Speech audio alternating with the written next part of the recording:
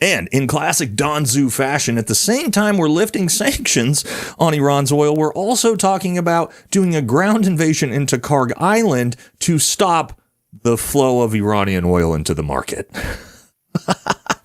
Man, this guy's good.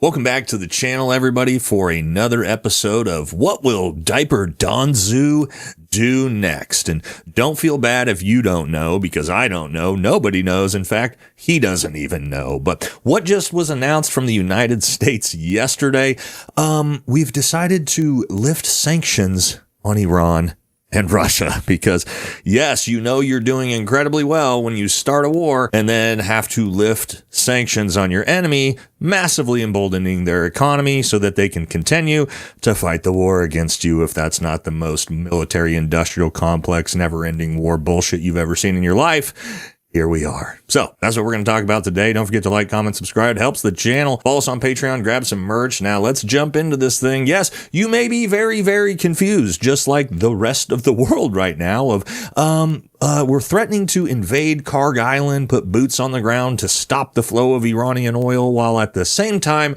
lifting sanctions on Iranian oil and begging them to let us buy it from them. But maybe that's just what we call the art of the deal, right? So first, let's take a look at all the sanctions that we just lifted. Okay, just another friendly reminder. We are fighting an active war against one of these countries and a proxy war against the other. But, yeah, well, I guess we're lifting sanctions on them at the same time. So here we go. Lift sanctions on Iranian transactions and sanctions regulations, Russian harmful foreign activity sanctions, Ukraine-Russia related sanctions, weapons of mass destruction proliferation sanctions, Iranian financial sanctions, Iranian sector and human rights abuse sanctions have been lifted, global terrorism sanctions have been removed, all by executive order from Donald Trump. So yes, that evil terrorist regime and that evil Russia, remember those? Yeah, what the reason why we put those sanctions in place? Well, we've decided all of that's bullshit, I guess, and have lifted the sanctions. So what is this going to do? Well, for Iran, it's going to free up $14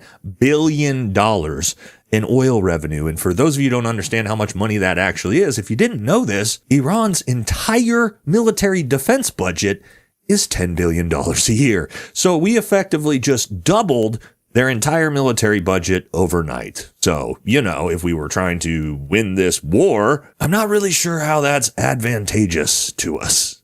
But here we are. We're destroying their Navy. We're destroying their Air Force. Except Trump will allow Iran to access nearly $14 billion in oil revenue and ease sanctions on Iranian oil to confront rising oil prices.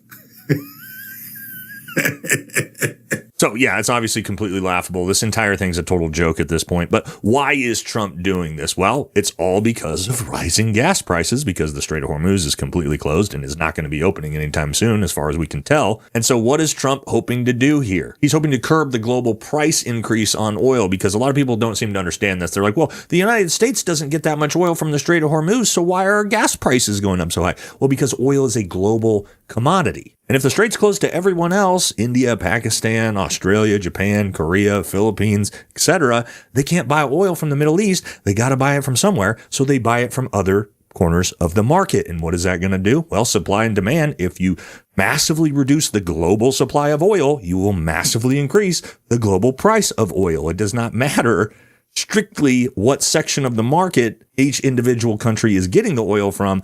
Global market prices are going to increase. So he's hoping by releasing Iranian oil into the market, massively enriching Iran, that will help keep gas prices not as elevated so that the American people aren't so pissed off, instead of just not having started the war to begin with. And in classic Donzu fashion, at the same time we're lifting sanctions on Iran's oil, we're also talking about doing a ground invasion into Karg Island to stop the flow of Iranian oil into the market. Man, this guy's good. And if you think that couldn't get any worse, in response to the potential threat of Karg Island being taken, This is now what Yemen's saying they're going to do. Yemen is now threatening to close the Mandab Strait if U.S. forces try to capture Karg Island. It will cause devastating economic consequences. Yes, what will happen here is this will mean literally no oil will be coming out of the Middle East to the entire world other than our enemies who still freely transport it. China, Russia, Iran, North Korea, etc. And so what is that going to do? What are our allies going to do in Southeast Asia? Because if you didn't know this, places like Australia are already almost out of gasoline completely. Yes, our allies, and it's not just Australia, also Thailand, Vietnam, Japan, and Korea have all announced the same type of things here, are getting ready for mandatory work from home restrictions amid rising fuel costs. Sure feels a lot like COVID, doesn't it? And what do you think is going to happen when the entire Middle Eastern oil sector is shut down outside of our enemies being able to ship it through the strait? Well, we already know. Iran has announced anybody who wants to buy oil in Chinese yuan is free to do so and will peacefully be allowed to transport that oil to their country out of the strait. So what do you think Australia and Korea and Japan and Thailand and all our Asian allies are going to do when their countries are going to collapse? They're going to turn to China as their new ally so that they can survive as countries. Yay, that's going to be great. The entire world versus us and our greatest ally. Now, what about Russia? Because this is an even bigger deal now that sanctions have been lifted on their oil. And keep in mind, all of the oil in the Middle East is being shut down. Where is all of Asia going to get their oil from? Russia. And they're going to get it at massively elevated prices because oil, of course, is skyrocketing out of control. So now what we're doing is massively emboldening Russia's economy. And in fact, they're making anywhere from $500 million to $1 billion a day, more than they were just off of oil from the start of the war. Like I said, man, this guy's good. And I cannot wait to see how MAGA tries to do mental gymnastics to say lifting sanctions on Iran and Russia are good for America. And now Donald Trump has issued a warning order to Iran that they have 48 hours to completely open the strait or we will start attacking their civilian power infrastructure. Yeah, awesome. Now, I don't think people understand the idea behind this. People like MAGA and Fox News still seem to think you can bomb these people into submission. Yes, Shia Islam, a culture that heavily believes in martyrdom and you killed the Ayatollah. This is the same culture that's willing to strap suicide vests and jump in a vehicle-borne IED and blow themselves up for the cause. You think bombing them is going to get them to capitulate and give up. Okay. Really thinking this through. Now, at the same time, we're handing Iran $14 billion. Our own government and Pentagon is begging for another $200 billion for a war that is already won. There was a report last night that the Pentagon asked the White House for $200 billion for Iran war supplemental. Can you confirm this, and can you explain why a package this large is necessary? Well, as far as $200 billion, I think that number could move, obviously. It takes money to kill bad guys. It takes money to kill bad guys. We need another $200 billion for the war. Okay. What did then Pete say right after that in the most insanely hypocritical statement I've ever seen in my life? To that point on capabilities, Iran's an energy-rich country, could be, should be. Instead, like so many other places driven by a radical ideology, they've spent that money instead of investing in their people. And that's why you had millions of Iranians protesting. It's because they felt like their quality of life didn't match what it could be or should be. And what was the... Is he talking about America right now or Iran? Because it sounds like he's talking about America. Iranian state. There's a reason we call Iran the number one state sponsor of terrorism, because they took the money they make and they invest it in tunnels. And they invested in missiles, and they invested in launchers. Oh, Iran spends too much money on the military. Let's do a little mathematical breakdown. All right, so Fake Weights Kegseth here to tell you that Iran is spending too much money on the military. Well, let's just compare them to the United States. Okay, we need populations first. Iran, 93 million. United States, 349 million. Let's do Iran first. We know that Iran spends $10 billion a year on their military, divided by 93 million, because we're going to do per capita. Yes, how much per capita does each country spend on defense per person? So Iran spends $107 per person per year on defense spending. Now let's do the math for our own country. So we have 1.5 trillion as the defense budget, plus you have to add another 200 billion, let's say. So $1.7 trillion. Divide that by the population, 349 million, and you get $4,871 per person per year. And one final calculation, let's see how much more U.S. citizens pay than Iranians do per capita again. And we get an answer of 45.5 times more. Yes, you, the American taxpayer, pay per capita out of your paycheck 45 times more than an Iranian citizen does. And yet, Pete Hegseth has the audacity to say Iran spends too much money on the military. Okay. Do we understand how objectively stupid these people are that are running this country and running this war? Hopefully it's starting to make sense. Now let's see some reactions, even from MAGA. Here's Morgan responding to the idea of giving Iran $14 billion. Sorry, first Russia, now Iran? None of this makes any sense to me. Why fuel, literally, your enemies? Well, Pierce, it doesn't make sense to you because it doesn't make sense to anyone. Tim Pool, yes, even Tim Pool has capitulated on Donald Trump, responding to one of his bizarre rants on True Social saying, "This is fucking embarrassing. Holy shit." Now let's see how some regular Americans feel about this. People out here taking pictures, they don't even believe it. $8, $8.21. You might as well get you a horse. Bro, what you doing? It go right there. Bro, that's $6, bro. Yeah, bro, they could pick that shit up. Now I am not paying $9 for gasoline. No way. Are you kidding me right now? Are you kidding me? Oh, by the way, it's $4.45. Well, I can't lie to you. This gas is getting crazy in Georgia, bro. Yeah, man, it's only going to get worse. So there you go, American people.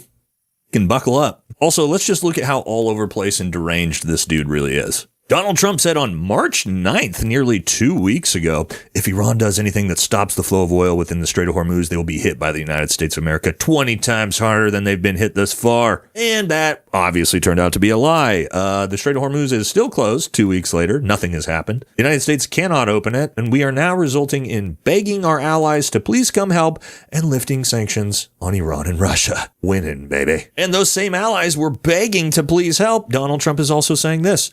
Without the United States, NATO is a paper tiger. They don't want to join to stop a nuclear-powered Iran. Now that fight military is won. 2 days ago, Donald Trump said the war was over, and now we're threatening to bomb them if they don't open the strait, while also lifting sanctions. Yeah. And he calls them cowards, and that we will remember. Yes, this is definitely the way you get your allies to come help you as you're begging them for help, is to call them cowards. Thanks, Diaper Don. All right, one final thing for us to think about continued rising prices. That is from Robert Pape, who's probably the world's leading expert on this specific topic. This is what's going to increase the price of gas at the pump. And it's already gone up. As the war expands, it will go global. Really? You are already seeing it global with the supply chain, and you're seeing it with the oil. So that's already happening. What Iran said today, the response to Trump's press conference, okay, we will allow Gulf states your oil tankers to come through if you kick the Americans out. Kick the Americans out, and we'll let you pass. If you don't. We got drones. So they didn't put that in there, but everybody knows they got drones. It sounded like the tankers are refusing to go through there. Oh, sure, because one has been hit. But it only takes one to be hit with a drone, because the people driving those tankers here, they're doing it for a paycheck, not a bullet. They're not really wanting to die for this. This isn't a nationalist cause. So that's also a great point to think about. Yes, all of these people that are working on these tankers and the people that own these tankers, keep in mind, all of the insurance companies have dropped their coverage from these tankers because they know they're just going to get shot and sunk if they try to go through the strait. Yeah. They're not really trying to go through and get bombed and get killed either, because this is just their day job. Many of them from countries like Thailand or Australia or wherever they're coming and going from.